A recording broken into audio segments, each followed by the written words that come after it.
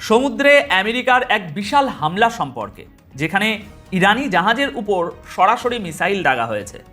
আপনারা দেখবেন ওমান উপসাগরে আমেরিকার এই সামরিক অবরোধকে একদম সরাসরি চ্যালেঞ্জ করে ইরান কিভাবে একটা আস্ত জাহাজ নিজেদের দখলে নিয়ে নিয়েছে।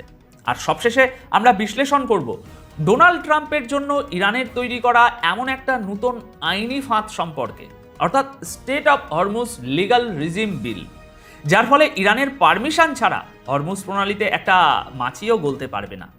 পুরো ভিডিওটি অত্যন্ত মনোযোগ দিয়ে দেখবেন দর্শক, কারণ পর্দার আড়ালের আসল খেলাটা বুঝতে হলে এই প্রতিটি পয়েন্ট আপনার জানা অত্যন্ত প্রয়োজন। আজ দেখুন, খবরের গভীরে যাওয়ার আগে আমাদের একটু অপেক্ষা করে বুঝতে হবে যে মধ্যপ্রাচ্যের এই সমুদ্র সীমায় এখন ঠিক কী চলছে। আমেরিকার সেন্ট্রাল কমান্ড, যাকে আমরা সংক্ষেপে সেন্টকম বলে থাকি, তারা ইরানের বিরুদ্ধে একটা বড় সামরিক কারবারের কথা ঘোষণা করেছে। তারিখটা মনে রাখবেন, গতকাল 8ই মে সন্ধ্যার এই চাঞ্চল্যকর খবর অনুযায়ী আমেরিকান নেভির FA ফাইটার জেটগুলো সরাসরি ইরানের তেল বহনকারী দুটি জাহাজ MT সি স্টার থার্ড এবং MT সাবেদাকে নিশানা করে সমুদ্রের মাঝখানে হামলা চালিয়েছে। তবে এখানে একটা জিনিস বুঝতে হবে, আমেরিকা কিন্তু পুরো জাহাজ দুটোকে ডুবিয়ে বা ধ্বংস করে দেয়নি। তারা অত্যন্ত নিখুঁতভাবে জাহাজ দুটোর চিমনি এবং ইঞ্জিনে আঘাত করেছে, যাতে ইঞ্জিন সম্পূর্ণ বিকল হয়ে যায় এবং জাহাজগুলো আর 1 ইঞ্চিও সামনে এগোতে না পারে। মার্কিন সামরিক বাহিনীর দাবি হলো এই তেলের ট্যাঙ্কারগুলো আমেরিকার দেওয়া কড়া স্যাংশনকে বৃদ্ধাঙ্গুলি দেখিয়ে গালফ অফ ওমান হয়ে ইরানের বন্দরে ঢোকার চেষ্টা করছিল। এর ঠিক দুদিন আগেও একই কায়দায় তৃতীয় আরেকটি ট্যাঙ্কারের উপর আমেরিকা ঠিক এইভাবে হামলা চালিয়েছিল। দেখুন, আসল ব্যাপারটা হলো এই মুহূর্তে আমেরিকা ইরানের প্রায় 70টির বেশি তেলবাহী ট্যাঙ্কার সমুদ্রে আটকে রেখেছে। এই জাহাজগুলোতে প্রায় 166 মিলিয়ন ব্যারেল তেল মজুদ আছে, যার বর্তমান বাজার মূল্য 13 বিলিয়ন বা 13,000 কোটি ডলারের কাছাকাছি। পশ্চিমাদের এই ব্লকেটের কারণে ইরানের এই বিশাল সম্পদের পুরোটাই এখন সমুদ্রে অকেজো হয়ে পড়ে আছে। ইরানের পররাষ্ট্রমন্ত্রী আমেরিকার এই পদক্ষেপকে একটি চরম দায়িত্বজ্ঞানহীন মিলিটারি অ্যাডভেঞ্চার হিসাবে আখ্যা দিয়েছেন এবং স্পষ্ট ভাষায় বলেছেন যে এর চরম জবাব দেওয়া হবে। এখন একজন বিশ্লেষক হিসাবে আমাদের ভাবতে হবে, এই যে হামলাগুলো হচ্ছে, এগুলো কি কোনো বড় যুদ্ধ শুরু হওয়ার আগের সিগন্যাল, নাকি যুদ্ধ পুরোপুরি শেষ করে একটা বড় ধরনের চুক্তিতে যাওয়ার আগে দুই পক্ষ একে অপরের পালস চেক করছে এবং সারা বিশ্বকে নিজেদের শক্তির মেসেজ দিচ্ছে? দেখুন, আন্তর্জাতিক কূটনীতিতে অনেক সময় শান্তি চুক্তির ঠিক আগ মুহূর্তে এমন পেশি শক্তির প্রদর্শনের এই ঘটনা ঘটে। এই পয়েন্টটা আমাদের মাথায় রাখতে হবে। এখানে আরেকটা জিনিস বুঝতে হবে দর্শক, এই উত্তেজনা কিন্তু একতরফা থেমে নেই বা ইরানও কিন্তু চুপ করে বসে মার খাচ্ছে না। হরমুজ প্রণালী থেকে আসা খবরগুলো বিশ্লেষণ করলে বোঝা যায় যে পরিস্থিতি কতটা নাজুক। কাগজে কলমে সেখানে একটা যুদ্ধবিরতির কথা বলা হলেও গতকাল 8ই মে রাতের আরেকটি খবর অনুযায়ী গতকাল রাতে টানা 2 ঘন্টা ধরে ইরানি সামরিক বাহিনী এবং আমেরিকান নেভির যুদ্ধ জাহাজগুলোর মধ্যে বিক্ষিপ্ত সংঘর্ষ শুরু হয়। এরপর আজ 9ই মে 2026 সকালে ইরানের রাষ্ট্রীয় নিউজ এজেন্সি ফার্স আনুষ্ঠানিকভাবে এই খবরের সত্যতা নিশ্চিত করে জানায় যে হরমুজ প্রণালীর মতো চরম কৌশলগত এবং গুরুত্বপূর্ণ রুটে দুই পক্ষের মধ্যে থেমে থেমে প্রচণ্ড গোলাগুলি চলছে। বিশ্বের বড় বড় সংবাদ মাধ্যম এই ঘটনাকে অত্যন্ত গুরুত্বের সাথে কভার করেছে, কারণ এর আগের রাতেই দুই দেশের নেভির মধ্যে বড় আকারের আরও একটা গোলাগুলি হয়েছিল এবং ইরান দাবি করেছিল যে তারা আমেরিকান নেভিকে পিছু হটতে বাধ্য করেছে, যা গতকাল সেই প্রতিবেদন আপনাদের দেখিয়েছি। আমেরিকার প্রেসিডেন্ট ডোনাল্ড ট্রাম্প এই সংঘর্ষগুলোকে খুব সাধারণ বা ছোটোখাটো ঘটনা বলে উড়িয়ে দেওয়ার চেষ্টা করলেও ইরানি মিডিয়া এবং থিঙ্ক ট্যাঙ্কগুলো একে নিজেদের সমুদ্র সীমা রক্ষার জন্য একটা অবশ্যম্ভাবী পাল্টা জবাব বা কাউন্টার অ্যাটাক হিসাবেই দেখছে। দর্শক, আসল বিষয়টা হলো হরমুজ প্রণালীতে হওয়া এই সামান্যতম সংঘাতও পুরো বিশ্বের হার্টবিট বাড়িয়ে দেয়, কারণ এই একটি মাত্র সরু সামুদ্রিক পথ দিয়েই গোটা বিশ্বের সবচেয়ে বড় তেলের সাপ্লাই পারাপার হয়। পশ্চিমা দেশগুলো খুব ভালো করেই জানে যে এখানে পরিস্থিতি এতই স্পর্শকাতর যে কোনো মুহূর্তের একটা ছোট্ট ভুল হিসাব নিকাশ মুহূর্তের মধ্যে একটা পূর্ণাঙ্গ আঞ্চলিক যুদ্ধের রূপ নিতে পারে, যা পুরো গ্লোবাল সাপ্লাই চেনকে ধসিয়ে দেবে।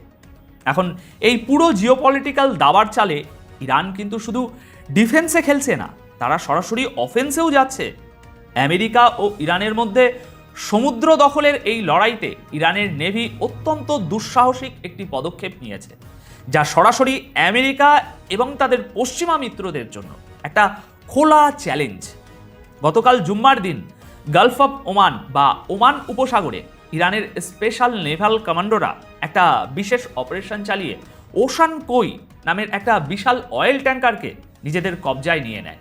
ইরানের সামরিক বাহিনীর দেওয়া তথ্য অনুযায়ী এই দুঃসাহসিক অপারেশনটি চালানো হয়েছে, ভালো করে শুনবেন, ইরানের সুপ্রিম ন্যাশনাল সিকিউরিটি কাউন্সিলের সরাসরি নির্দেশে এবং আইনি আদেশের ভিত্তিতে।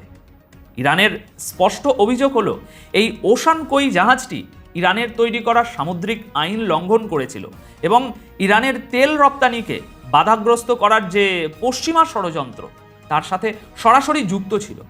প্রকাশ পাওয়া এই ভিডিওতে দেখা যাচ্ছে যে ইরানি কমান্ডোররা মাঝ সমুদ্রে জাহাজটির উপর ল্যান্ড করছে এবং পুরো ক্রুদের জিম্মি করে জাহাজটিকে ইরানের সাউথ ফ্রন্টের দিকে নিয়ে যাচ্ছে, যেখানে সেটা এখন তাদের লিগ্যাল অথরিটির জিম্মায় রয়েছে। ইরানের এই পাল্টা অ্যাকশন ডোনাল্ড ট্রাম্পের তৈরি করা সামুদ্রিক অবরোধের মুখে এক বিশাল চাপেটাঘাত। আমেরিকা যেখানে স্যাংশন দিয়ে ইরানের অর্থনীতিকে গলা টিপে মারতে চাইছে, সেখানে ইরান পশ্চিমা শক্তিকে চোখে আঙুল দিয়ে দেখিয়ে দিচ্ছে যে নিজেদের স্বার্থ রক্ষায় তারা যে কোনো পর্যায়ের আগ্রাসী পদক্ষেপ নিতে পিছপা একবারের জন্যও হবে না। তবে আজকের এই পুরো জিওপলিটিক্যাল সিনারিওতে সবচেয়ে বড় এবং সুদূর প্রসারী মাস্টার স্ট্রোকটি হলো ইরানের নেওয়া একটা নতুন আইনি পদক্ষেপ, যা হরমুজ প্রণালীর পুরো ভূরাজনৈতিক মানচিত্রই হয়তো বদলে দিতে পারে। দেখুন, পেশি শক্তি দিয়ে যুদ্ধ করা এক জিনিস, আর আইনকে ঢাল হিসাবে ব্যবহার করে শত্রুকে কোণঠাসা করা সম্পূর্ণ অন্য লেভেলের কূটনীতি। গতকালকেরই খবর, 8ই মে ইরানের পার্লামেন্টের ন্যাশনাল সিকিউরিটি কমিশনের প্রধান একটি যুগান্তকারী ঘোষণা দিয়েছেন। তিনি জানিয়েছেন state of Hormuz legal regime bill নামের একটা খসড়া আইন সম্পূর্ণভাবে প্রস্তুত করা হয়েছে। এখন এর মানে কি?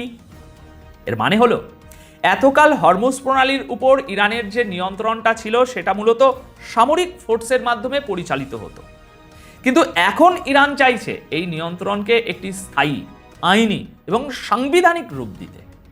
এই বিলটি ইরানের পার্লামেন্টে পেশ করা হবে এবং সেখান থেকে পাশ হওয়ার পর চূড়ান্ত অনুমোদনের জন্য সেটি যাবে গার্ডিয়ান কাউন্সিলের কাছে। এখন প্রশ্ন হলো, ডোনাল্ড ট্রাম্প এবং আমেরিকা কি চুপচাপ এই ঘটনা ঘটতে দেখবে? কারণ একবার যদি এই বিলটি আইনে পরিণত হয়, তবে এটা আমেরিকা এবং তাদের মিত্রদের জন্য গলার কাটা হয়ে দাঁড়াবে। ইরান সমস্ত প্রক্রিয়াগুলোকে অফিসিয়াল আইনের অংশ বানিয়ে ফেলবে। এটা মূলত ডোনাল্ড ট্রাম্পের চাপিয়ে দেওয়া নেভাল ব্লকেটের একদম টিট ফর ট্যাট বা ইটের বদলে পাটকেল জাতীয় জবাব। কিন্তু এখানে একটা দর্শক বিশাল জিওপলিটিক্যাল ঝুঁকিও আছে। যদি এই আইন পাশ হয়, তবে হরমুজ দিয়ে যাতায়াত করা প্রতিটি বিদেশি জাহাজকে ইরানের তৈরি করা এই নতুন আইন মানতে হবে। আর যদি আমেরিকা বা ইউরোপের কোনো দেশ ইরানের এই আইন মানতে অস্বীকৃতি জানায়, তবে আন্তর্জাতিক আইনের ভাষায় তা সরাসরি ইরানের সার্বভৌমত্বের উপর হামলা হিসাবে গণ্য হবে, যার ফলে ইরান তাদের উপর বৈধভাবেই তখন সামরিক অ্যাকশন নিতে পারবে। দেখুন, হরমুজ প্রণালী এমনিতেই খুব সরু একটা সামুদ্রিক পথ। এর একদিকে ইরান, অন্যদিকে ইউএই, ওমান, কাতার এবং সৌদি আরবের মতো দেশ। যদি আমেরিকার সাথে জিদের বসে ইরান এই রুট বন্ধ করে দেয় বা চরম কড়াকড়ি কোনো আইন আরোপ করে, তবে বিশ্ব অর্থনীতি মুখ থুবড়ে পড়বে।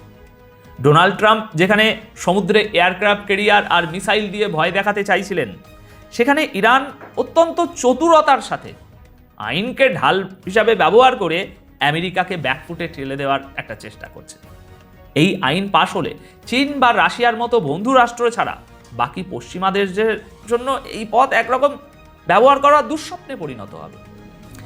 এখন দিন শেষে জিওপলিটিক্স কোনো হলিউড সিনেমা নয় যে এক পক্ষ শুধু মার খাবে আর অন্য পক্ষ মেরে যাবে। এখানে প্রতিটি পদক্ষেপের পিছনে একটা গভীর ক্যালকুলেশন থাকে। আমেরিকা তাদের স্যাংশন এবং ফায়ার পাওয়ার দিয়ে ইরানকে চাপতে চাইছে, অন্যদিকে ইরান তাদের অ্যাসিমেট্রিক ওয়ারফেয়ার, কমান্ডো অপারেশন এবং এই রকম নতুন নতুন আইনি গ্যাঁড়াকল তৈরি করে আমেরিকাকে এই অঞ্চলে বলতে পারেন ক্লান্ত করে মারার কৌশল নিয়েছে। হরমুজ প্রণালীর এই দাবা খেলায় শেষ হাসি কে হাসবে তা তো সময়ই বলে দেবে। দর্শক, আন্তর্জাতিক রাজনীতি এবং গ্লোবাল পাওয়ার প্লে নিয়ে আজকের আমাদের এই বিশ্লেষণ আপনাদের কেমন লাগলো তা অবশ্যই কমেন্ট করে জানাবেন। সবাই খুব ভালো থাকবেন, সুস্থ থাকবেন আর বিশ্বের প্রতিটি